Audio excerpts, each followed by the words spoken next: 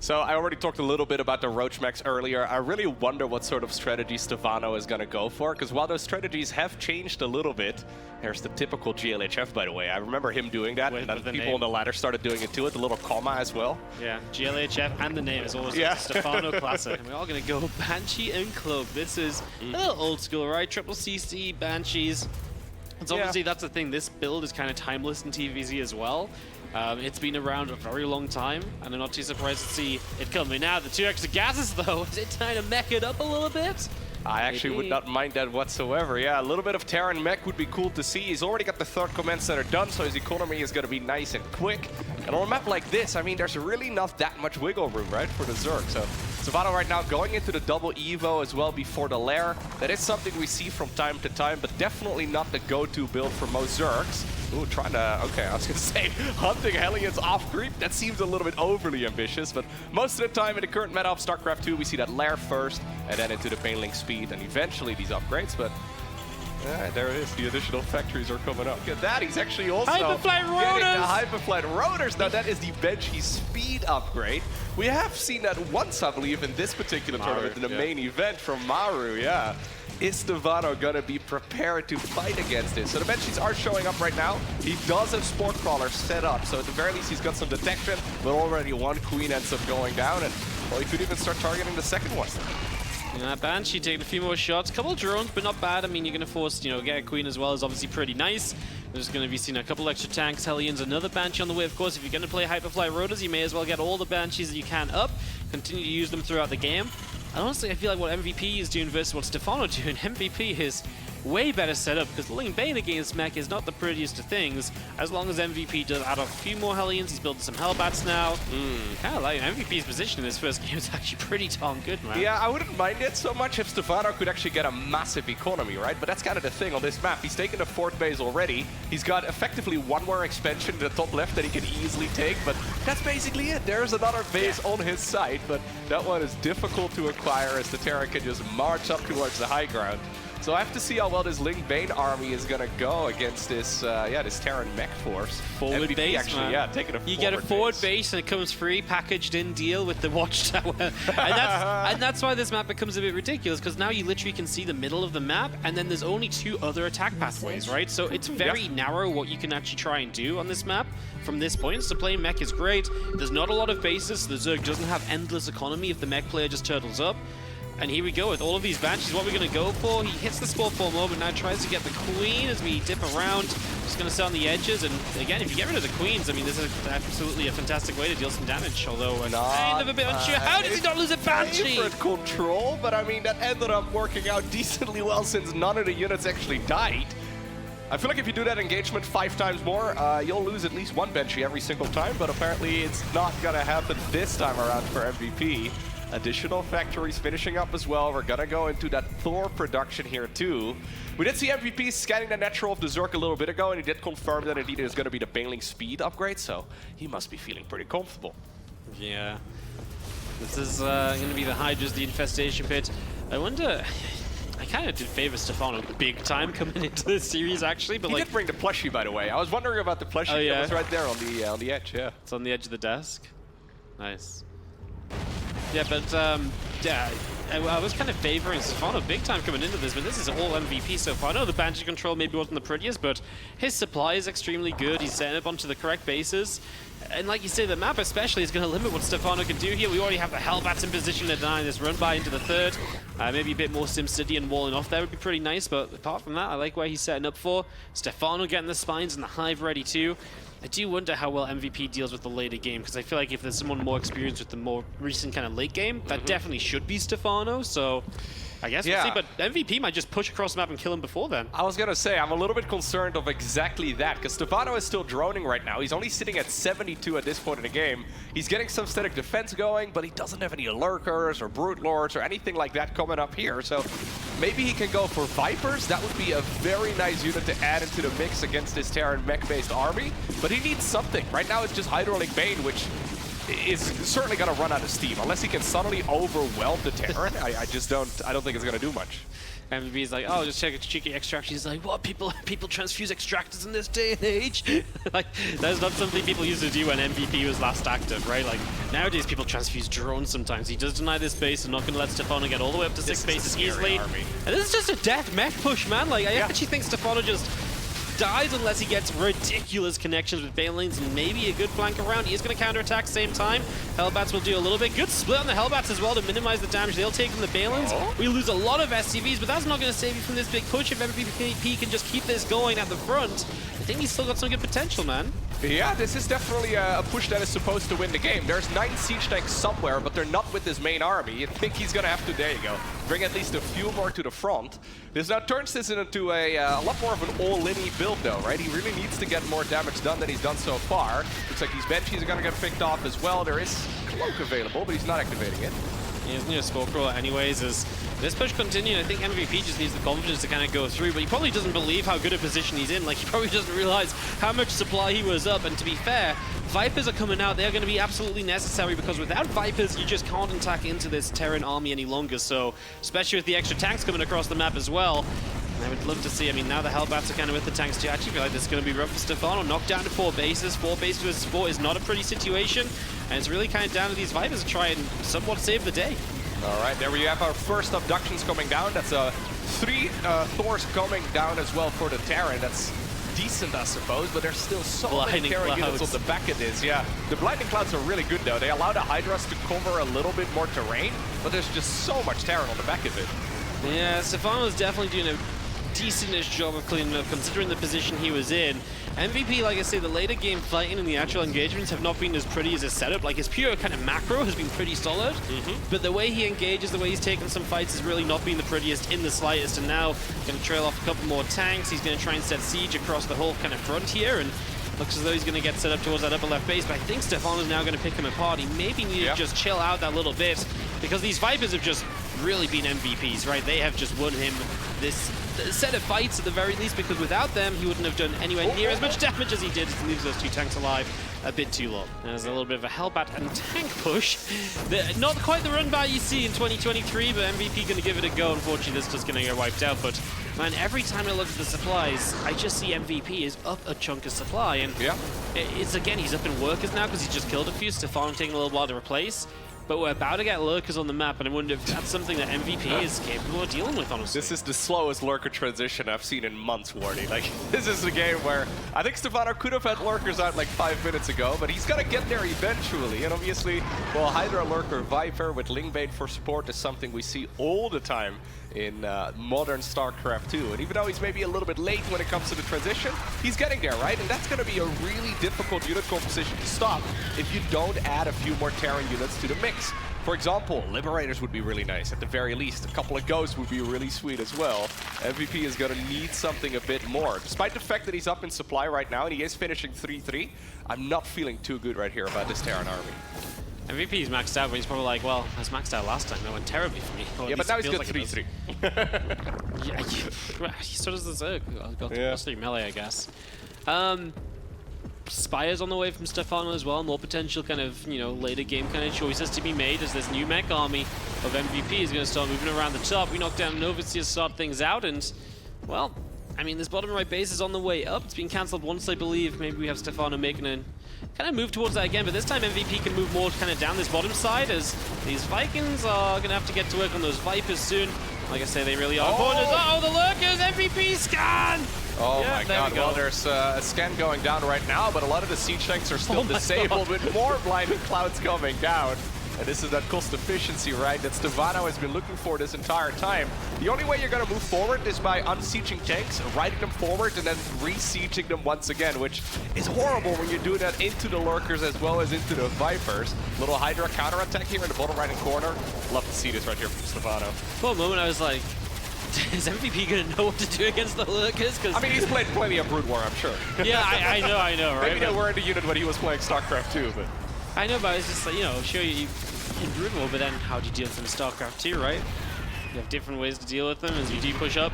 Just going to be seeing this hatchery taking a shelling. That's one thing MVP has done. He's denied the bases throughout this game, and there's another attempt to do just that. Tanks siege up in the front. There's just no Hellbats here, so you can't protect against the Lings, and some amount of Hellions or Hellbats would have really been a godsend right now, as you do see Blind Cloud coming down again. These Vipers have just been so freaking good all game long. This really shows you why the Ghost is such a popular unit choice in this particular matchup. Just shutting down those Vipers and preventing them from constantly abducting and throwing down the blinding clouds. I mean, that is yeah, incredibly valuable. And this doesn't happen all too often. If you look at the units lost right there in the top left corner of your screens, it's now the Terran who has lost more resources than the Zerg. And, well, that barely ever happens at the pro level of Starcraft 2. It really isn't supposed to.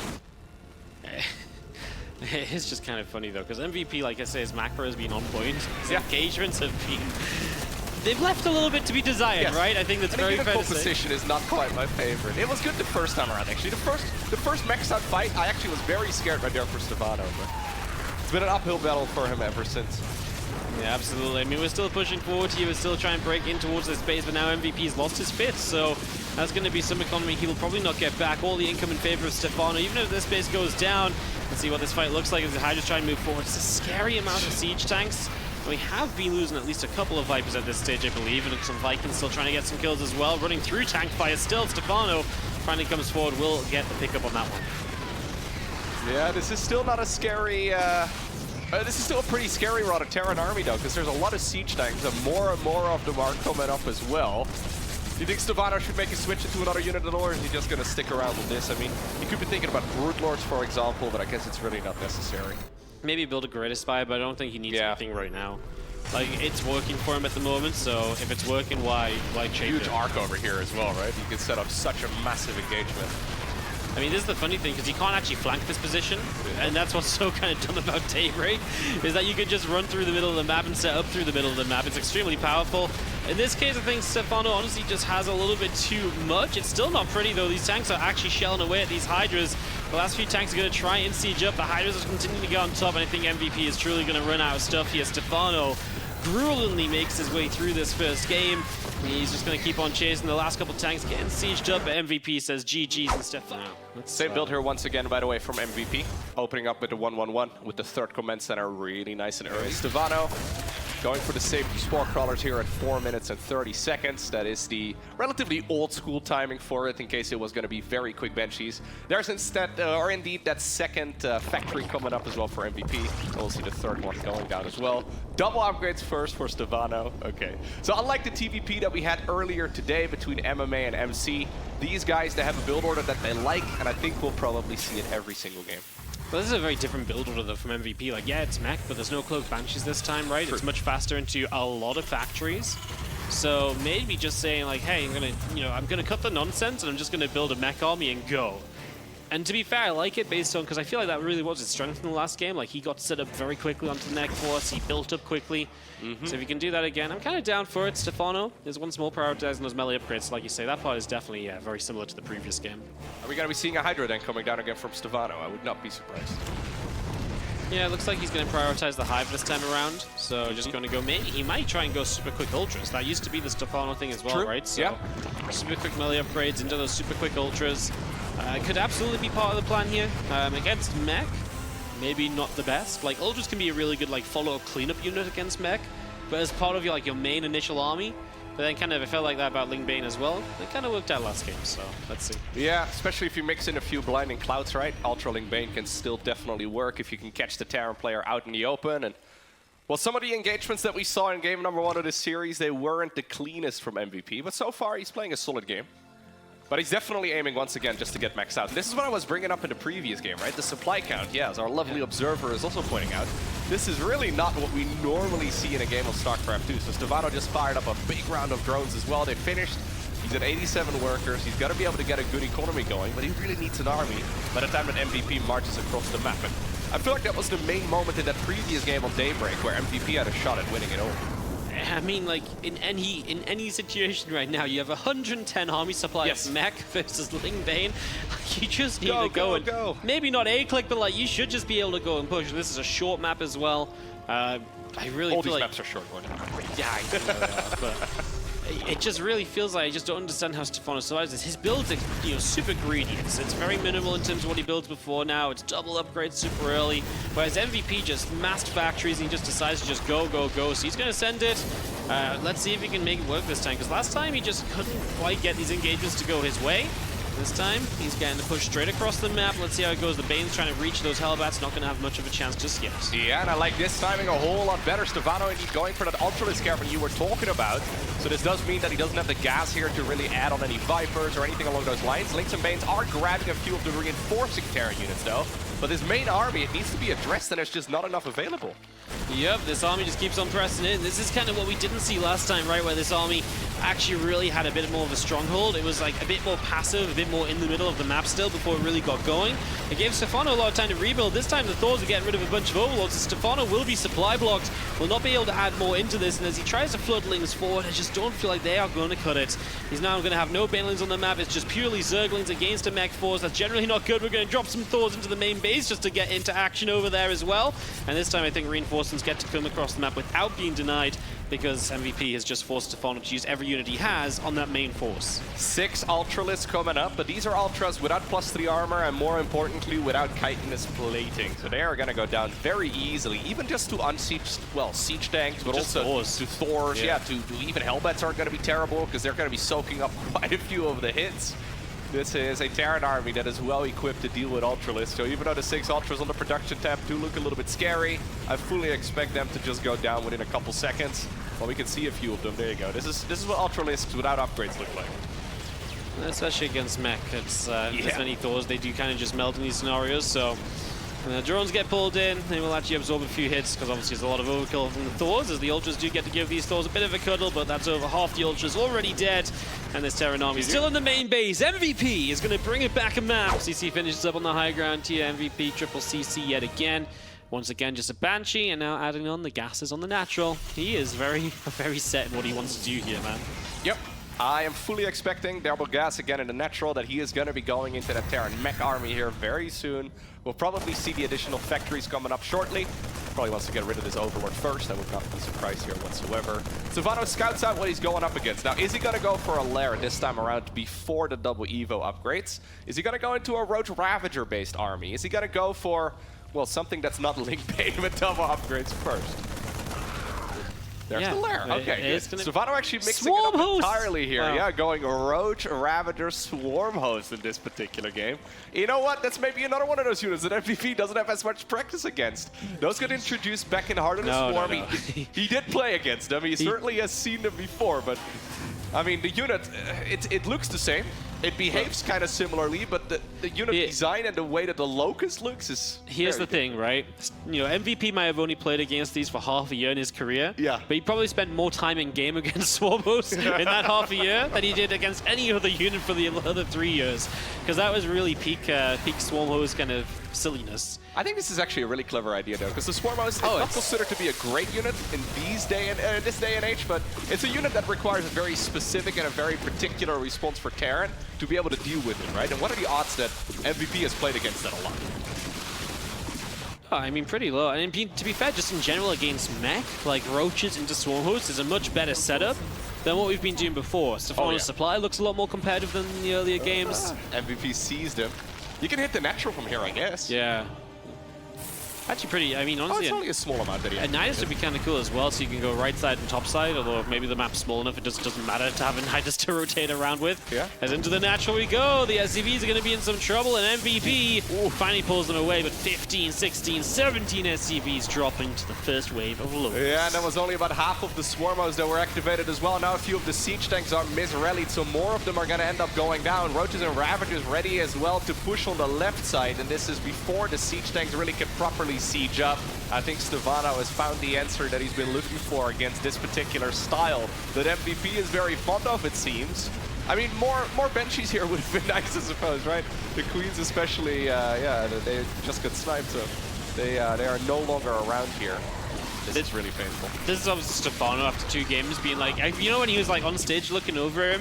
I feel like he's thinking, are you just gonna like mech me every single game? Yeah. He's like, because if you're gonna do that, I'll just make this very boring, man. I'm just gonna build Roaches and Swarm Hosts and I'm gonna have a good time. So I wonder if this instigates any kind of a change from MVP going into the game after, because I feel like the first 2 games, even though he lost game 1, he clearly realized he could do well enough to win the game, right? But now in this game 3, if this is what Stefano's going to start doing, I don't feel like MVP has a lot of a chance at all. He's going to have to change it up in some kind of way, so very interested as to what that might look like. We try to get the tanks across here. They're going to shell these roaches pretty hard, but we've already taken so much damage. Once again, Locusts are in the natural expansion. There's a bunch of drones over here. Oh yeah, why not? You get a Batman and Hatchery in as a bonus third base just to, you know, go back to Wings of Liberty all the way. I remember seeing that a couple of times. People considered very rude in 2023. Yeah, he's doing okay with some of these small trades, right? But if you zoom out in this particular game, it's very obvious that Stefano is just miles ahead of the opponent. The Thor drop coming in. I like that MVP is trying to do something to bring some attention over here, but he's just bleeding units in the middle of the map, and Stefano, this is the most convincing he's looked to me all series, because again, I feel like game 1 he was a little fortunate to not kind of die initially, and he looked great with the Vipers, don't get me wrong, but this entire game he's looked like he's had it under control. His build's been much better against what MVP is doing, and it's just not even really been half of a chance at any point in time, it feels like, for MVP, who these couple of units over here are just not going to do anything at all. Yeah, I can also imagine that Stefano hasn't had a lot of practice against, GG is called by the way, against this straight up mech style, right? Either way, we've got a lot more links here coming up for Stefano. Not really a link flood though, mostly just using them for defense. 4-minute lair, now that is a quick one. I think he's just looking at this, he's like, yeah, I don't even really need to scout you anymore. It's a blue flame opener, isn't it? Yeah, it's a little bit different this time around. I think he's making the assumption he doesn't really need to scout him anymore, but this is a different build right here from MVP, so we've got ourselves a very quick Nydus network. Keep in mind that Stefano doesn't really know exactly what he's playing against, so he's planning to go for a Roach Nydus. Yeah, accidentally, I guess, a really good build right here against what MVP is doing. I think it might just win him the game straight up, like, yeah, not to be super boring. Tanks. And I think he has a corner in MVP's main base that MVP doesn't see as well, so if the Nydus just goes up there, yeah, I mean, this is just game ending. There's purely Hellions. Blue Flame's going to do nothing against the Roaches. You can kill half of Stefano's workers across the map, but you're still not going to kill the Roaches out in your main base, and that's going to be the biggest issue here for MVP. There's no unit here that's good against Roaches. It's just going to be a bunch of Hellions. There's one Marine. That Marine's job is to deny that Nydus worm, and he is just standing there on his lunch break for the last 5 minutes. Yeah, Roach is going to deny these Hellions as well, and these Roaches can defend, then jump into the Nydus. There's a lot more Hellions up here. We will get some drones, but the thing is we don't even need to kill. You know, we don't even need to save every single drone because we're going to do so much across the map. The Roaches start spawning out of that Nydus here, as yes, we're losing drones, but again, the damage in this main is going to be rough. We're starting to build some Cyclones, which is going to give you some mobility on the defense at least, but it's obviously still not ideal either. And as the Hellions get cleaned out over here, it's now going to be all about MVP's main base, where we are just going to be seeing these Roaches just, well, killing all the SCVs, killing off the Hellions. GG's, Stefano really did adapt to what MVP was doing.